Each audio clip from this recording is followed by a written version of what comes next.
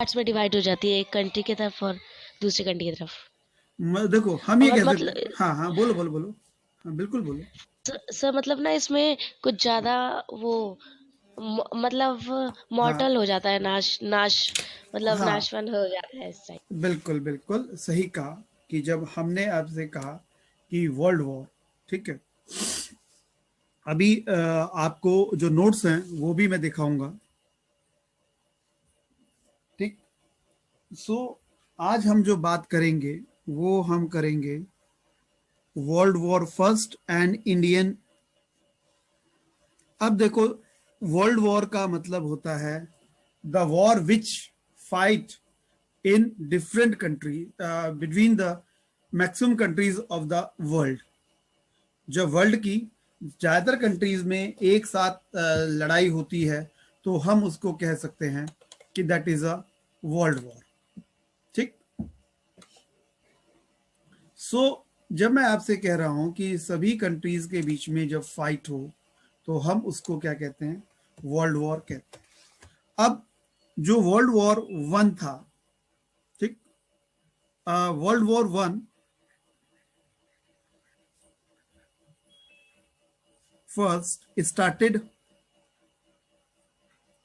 इन 1914। कब हुआ था? 1914 के अंदर ये स्टार्ट होता है, स्टार्टेड इन 1914, ठीक। when the prince of Austria killed in the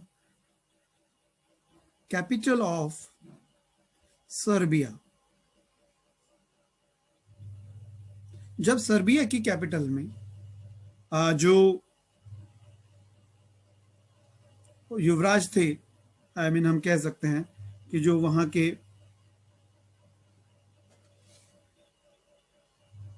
तो उनकी जो डेथ थी उसके बाद जो फर्स्ट वर्ल्ड वॉर स्टार्ट होता है, because Europe Europe was divided into two allies, ठीक है। डिवाइड था किसमें? टू अलाइज के अंदर डिवाइड था। When world war sir started, Alice मतलब? ग्रुप, दो ग्रुप्स के अंदर डिवाइड था, ठीक है। सो जब दो ग्रुप्स में डिवाइड था वर्ल्ड वॉर, पूरी कंट्रीज, तो उस टाइम पर इन सब चीजों ने, तो अब एक के जब युवराज की डेथ हो गई तो वो तो कहेगा ना, दूसरा उसके सपोर्ट में आ गया। और जनरली ये वॉर का स्टार्ट होता है to occupy occupied the area for colonies। मतलब हर कोई अपने आप को बढ़ाना चाहता था, उसके लिए मेनली जो ये सारी चीजें हुई। अब सबसे पहले बात करते हैं फर्स्ट वर्ल्ड वॉर का इकोनॉमिकली इंपैक्ट क्या हुआ। द सर हाँ बेटा बोलो। सर किन कंट्रीज के बीच में हुआ था वर्ल्ड वॉर वन? देखो बेटा, मेनली तो यूरोपियन कंट्रीज थी। मेनली कौन थी? यूरोपियन कंट्रीज थी।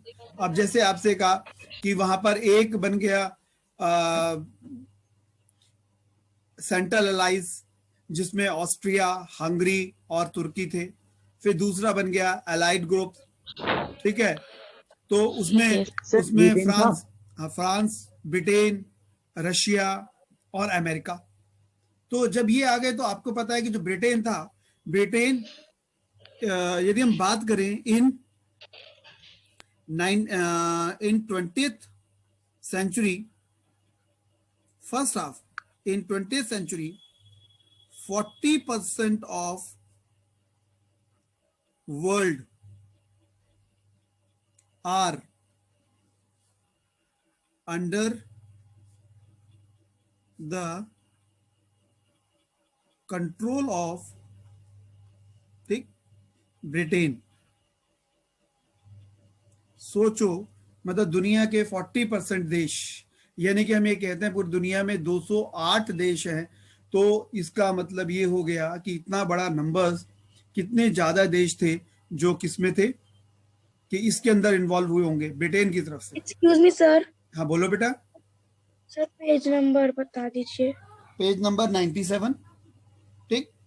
अब जो वर्ल्ड वॉर था, अब एक एक्सपेंसिव वर्ल्ड वॉर, कि जिसके अंदर यदि आपसे मैं बात करूं, कितने, एक जो डेथ थे, डेथ की बात की जाए, शुरुआत हम डेथ से करते हैं। यदि हम शुरुआत डेथ से करते हैं बेटा, तो आप देखोगे जो वर्ल्ड वॉर के अंदर जो डेथ थी, मोर देन 1,47 पीपल डाइज। ठीक है, कितने, 1,47 पीपल डाइज।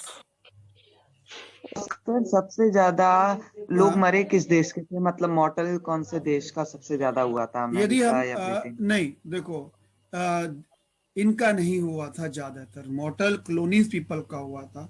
यदि हम बात करें मरने वालों के अंदर जो सोल्जर्स थे, उसमें कितने, 1.5 लाख सोल्जर्स इंडिया और पाकिस्तान से बिलोंग करते थे, इंडिया, पाकिस्तान, नेपाल।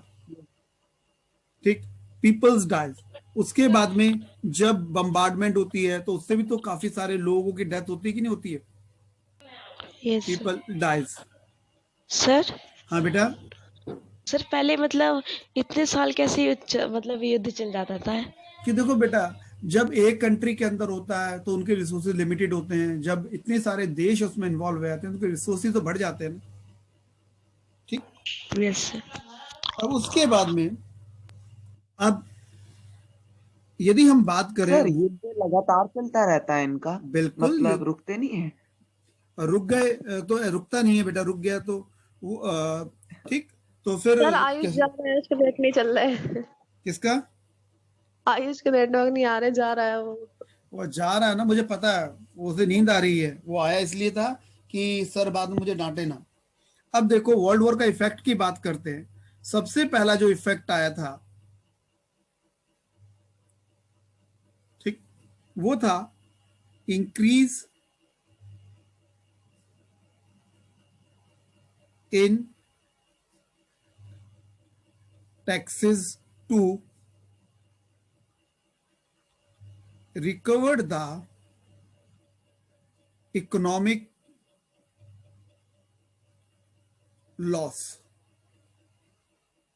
losses। और इस टाइम पर सबसे पहले मिडिल क्लास के ऊपर इंपोज किया गया था income tax.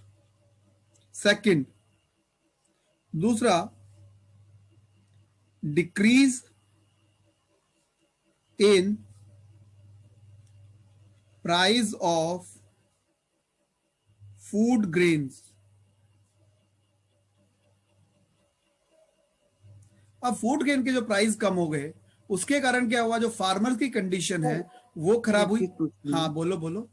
Sir food grains decrease की हो गई, मतलब उसके प्राइस डिक्रीज की हो गए, इससे क्योंकि वर्ल्ड वार का क्या रिलेशन देखो था? ऐसा था, जब वर्ल्ड वॉर से रिसोर्स तो होने चाहिए ना, और ऐसे टाइम पे जो खबर होती है, कोई भी चीज है, जब हम, तो वो कहीं ना कहीं इम्पैक्ट पूरे वर्ल्ड को करती है बेटा।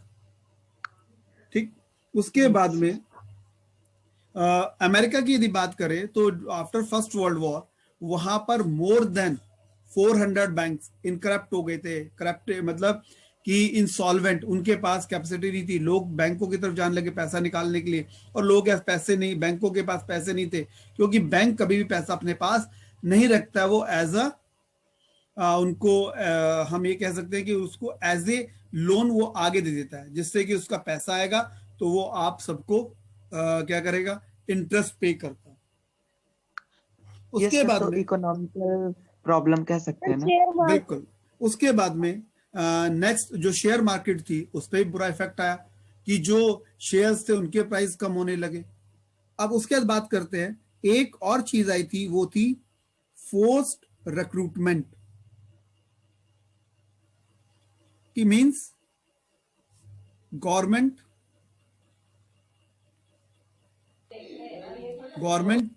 force the farmers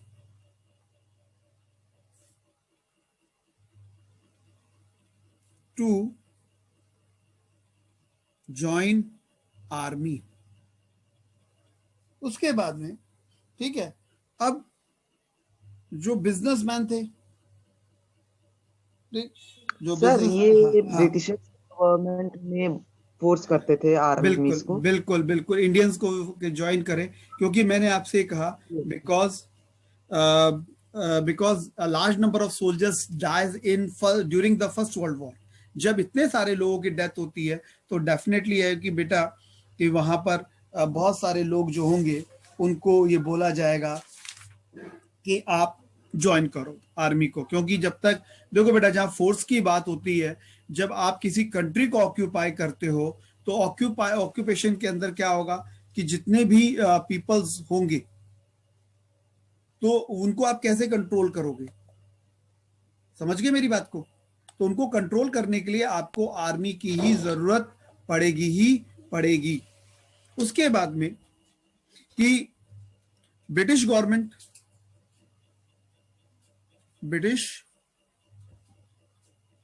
government force Indian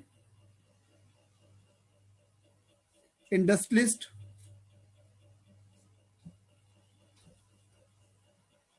to close their factory to support the British economy.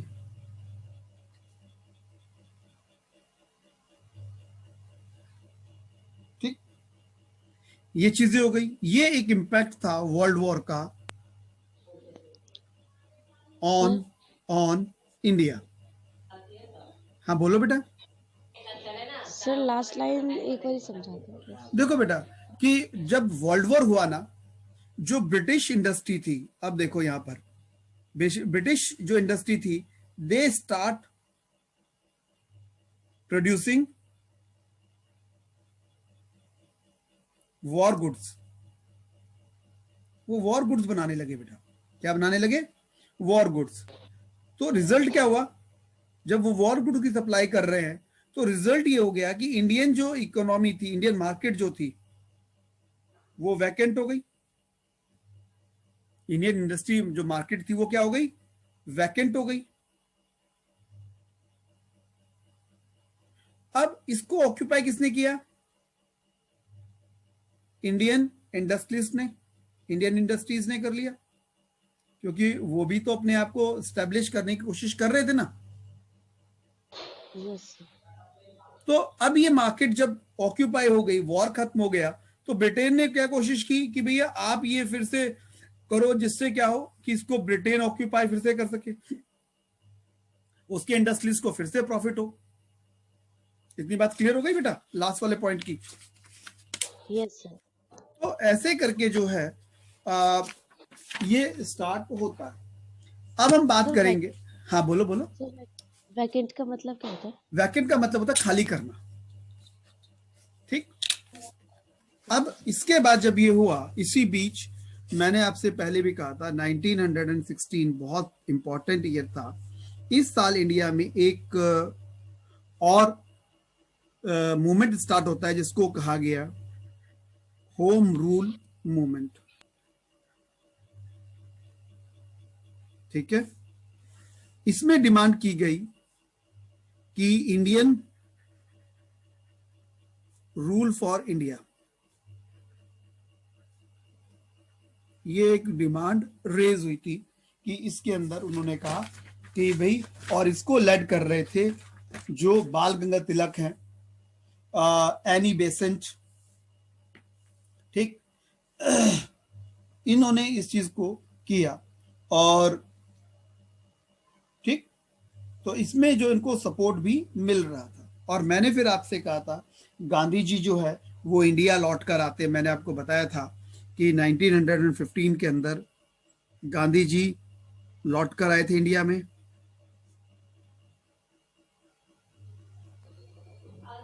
Yes. है ना। और महात्मा गांधी के आपको मैंने बताए थे इनिशियल मूवमेंट 3, कौन कौन से? स्वदेशी मूवमेंट। चंपारण, दूसरा था खेड़ा, उसके बाद तीसरा सर खेड़ा में अहमद। क्या था? खेड़ा में रेवेन्यू के अगेंस्ट था बेटा, ओके सर। ठीक है। फिर उसके बाद में अहमदाबाद, मिल वर्कर्स, सर ठीक। एक सॉल्ट वाला भी मूवमेंट था क्या? वो बाद में आता है, ठीक। जब ये सारे मूवमेंट थे, इसी बीच ब्रिटिश पार्लियामेंट जो थी, ब्रिटिश पार्लियामेंट, ठीक, British parliament pass the रोलेक्ट act,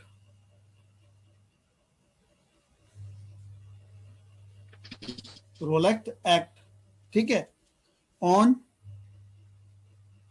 18 मार्च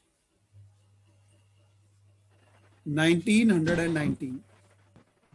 अब जो रोलेक्ट एक्ट की मैंने आपसे बात की, रोलेक्ट एक्ट के अकॉर्डिंग कि ये जो एक्ट था, it gives lots of power to police. वो क्या थी? पहला था, police can arrest anyone without warrant. और बेटा एक रूल होता है कि जिसको पुलिस अरेस्ट करती है उसको 24 आवर्स में कोर्ट के सामने प्रेजेंट करना होता है। लेकिन यहां पर yes police can, sir, without any trial हो गया था। हाँ ठीक है, police can put anyone in custody for 2 years. Third, interrogation, sir interrogation मतलब? can be बता रहा हूं बेटा, can be done in any part of country, ठीक। तो आपसे एक इंटरोगेशन का पूछताछ, यदि आपको पुलिस को पूछताछ करनी है तो अब जैसे मैंने आपसे कहा कि मान लो कोई लीडर है, लीडर्स क्या होते हैं? वो पॉपुलर होते हैं पर्टिकुलर एरियाज के अंदर। कहां होते हैं वो? पर्टिकुलर एरियाज में पॉपुलर होते हैं। यदि हम एक पर्सन को जो पंजाब का है, क्या जरूरी है उसको तमिलनाडु वाला कोई जानता हो? नहीं ना। A person who is well known in Punjab, हो सकता है no one identify, no one known him, है ना, सॉरी, है ना, ये पॉसिबिलिटी है ना? क्यों बच्चों? Yes sir. ये पॉसिबिलिटी है ना कि जो पर्सन अभी तक नॉन नहीं है तो हम उसको क्या करें? सॉरी, हो सकता है उस व्यक्ति को कोई ना जानता हो तमिलनाडु के अंदर। सो इन 1919 गांधी जी started रोलेक्ट सत्याग्रह। movement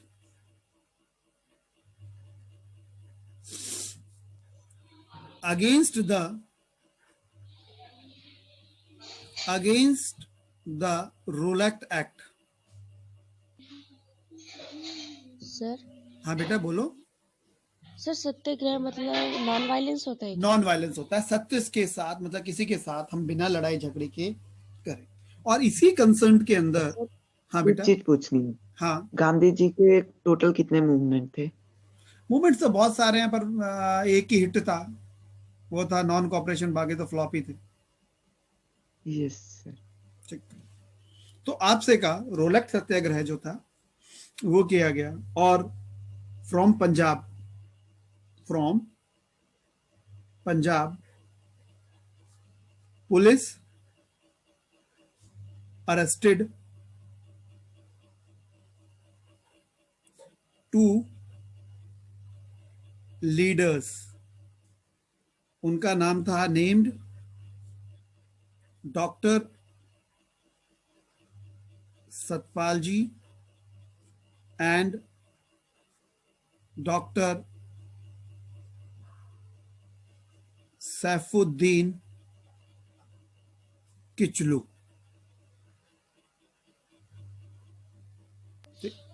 और दोनों के दोनों को कहीं साउथ में भेज दिया गया फॉर इंटेरोगेशन। फिर अप्रैल 13 1919 में पंजाब, जलियांवाला बाग। हाँ, सर पंजाब में, इन पंजाब, सर इन्होंने किया क्या था जो पुलिस ने इन्हें अरेस्ट कर लिया? बेटा गांधीयन लीडर्स थे, उन्हें कहा देखो अरेस्ट करने में तो किसी को भी अरेस्ट कर सकते हो, आप मेरे को अरेस्ट कर दो, Yes, sir. बेशक मैं किसी से मिल नहीं रहा हूं, कह दो सर ने हमें गलत बात बोली है तो सर को अरेस्ट किया जा सकता है। अरेस्ट करने पे क्या है, मैं बोल दूं दीपक ने मेरी चीजें चोरी की है, तब दीपक ने चोरी की है नहीं की तो बाद में प्रूफ होगा ना। ठीक। पंजाब कांग्रेस कमेटी, ठीक, हम अभी डेट नहीं देते हैं, पंजाब कांग्रेस कमेटी, ठीक, organised a rally at Jallianwala Bagh on April 13। ठीक। 13 को क्यों चुना गया बताओगे? क्योंकि पंजाब में उस दिन जो है, पंजाब के अंदर उस दिन छुट्टी होती है क्योंकि बैसाखी की। उसने कहा मैक्सिमम लोग आएंगे, और फिर जलियांवाला बाग में जो भी पीपल्स थे, आपने देखा हो जलियांवाला जो बाग है very close to, Jallianwala Bagh very close to Golden Temple, very close to Golden Temple, है ना, बिल्कुल पास पास में है। जो लोग आते उनको यहां सेंड कर दिया जाता। और जनरल डायर जो थे, जनरल डायर उस टाइम पर आए थे पंजाब पुलिस के एसपी बन के। He was the SP of Punjab police. ठीक। और ये पहुंचते हैं और सी बिना वार्निंग के ओपन फायर कर देते हैं। रिजल्ट ये होता है कि फिर ये होता है कि उसमें काफी सारे जो लोग हैं वो मारे जाते हैं। सर हाँ, ब्रिटिशर्स